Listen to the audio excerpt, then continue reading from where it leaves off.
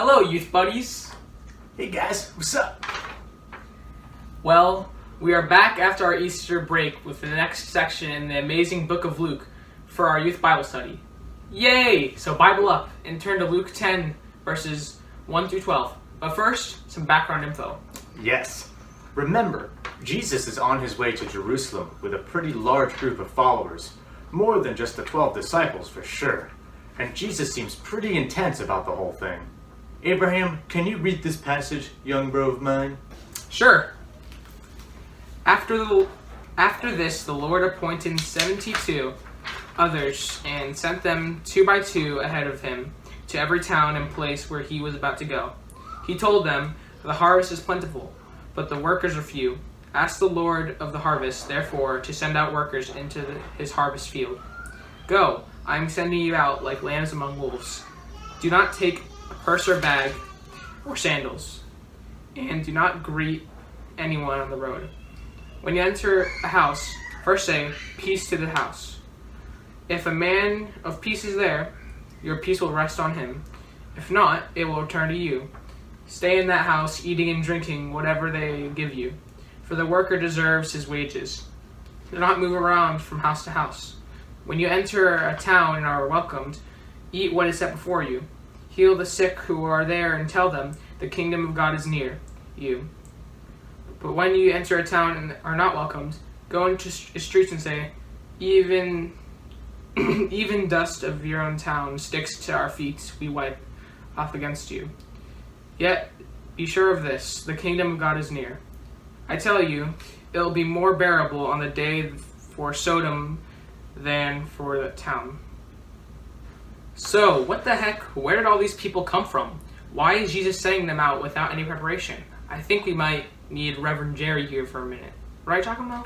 Yeah. Let me go see if I can find him, alright?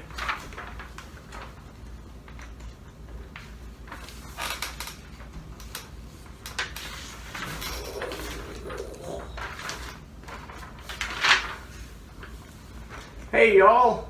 Yes, there is a lot happening here in this passage. There have been more and more people following Jesus, probably more than 100.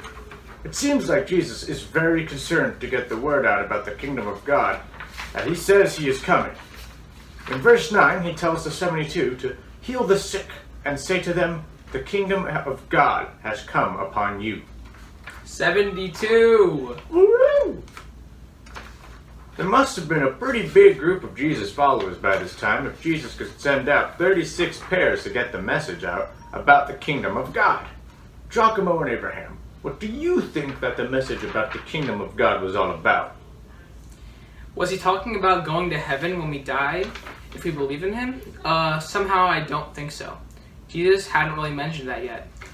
Did this mean maybe that there was a new kind of kingdom that was coming? A new type of rule? Maybe that God was inviting people, all people, not just the wealthy and religious, but all people, into a new way of living? Could be. Jesus was really eager to send out word that he was coming. These 72 were an advance party for Jesus, getting people ready for when he came through their town. And his message had been that the kingdom of God was coming with healing, freedom, and hope for all. What do some of you think? We have some guest video comments from Eden and Sam this week. Let's see what they have to say. Kingdom of God mean to me? God is the King of Kings, so he has a kingdom, but more like a spiritual kingdom than a physical kingdom. Like God rules here and everywhere. I felt it once at youth group when they asked me to come up front. I can't describe what it felt like, it just felt good. The Kingdom of God's passage is about God and Jesus sending out 72 people to share joy and peace with other towns and cities and countries. They go out and they accept whatever they're given. They heal the sick and give to the poor. That is what the Kingdom of God's message is all about. That same message about God's kingdom being for all people and being now is our message today. We need to be living like God is in charge right now. Everyone is important. Life is not about gaining riches, fame, and power, but about sharing God's love for all in words and in actions. Michelle, what do you have to say about this? We always hear actions speak louder than words. Though we are not responsible for saving anyone, we are responsible for telling everyone. And 2 by 2, not by 1, because we all know together is better. I feel like Jesus, basically, I want them to become workers. They needed to stay focused on the mission. They needed God to trust them. God, kinda. That's why we have the cell block during youth. So we can learn about God with no distractions. One more thing I think is cool. Verse 9 says that Jesus told the 72 dudes to heal the sick who were there and tell them, "The kingdom of God has come upon you," so that these guys had the power to heal the sick. Wow, I bet that got everyone's attention in all those little sick towns. We sure could use the 72. Today, can we remember all those docs and nurses and other healthcare people that are working so hard to help the thousands of people with COVID-19?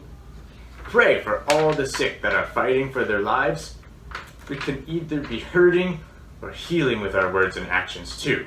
Remember that when you text, Twitter, and whatever this week, okay? Well, that's our Bible study for this week. Next week's passage is Luke chapter 10, verses 13 through 24. We'll see you all at our Sunday Zoom meeting. Yeah, see you all then. If you have an inspiring song, poem, story, or whatever, share it at the youth chat on WhatsApp. Bye for now.